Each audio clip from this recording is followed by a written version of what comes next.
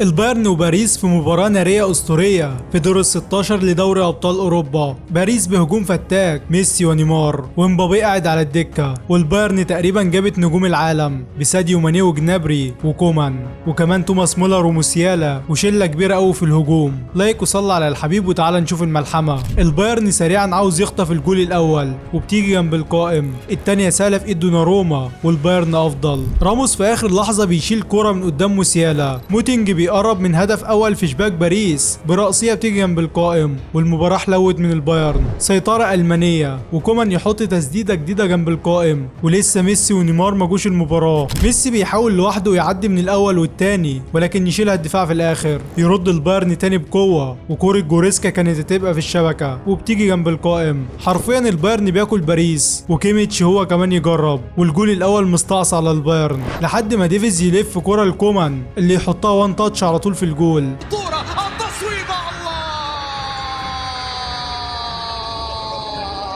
وكأنه يعزف لحن الذكريات، ذلك اللحن الذي عزف في لشبونة هو يعزف من جديد هنا في باريس عن طريق كومان. وبتسجل اخيرا البايرن الهدف الاول اللي كان مستعصى على الالمان، هدف يستحقه بايرن ميونخ اللي عامل مباراة تاريخية لحد دلوقتي.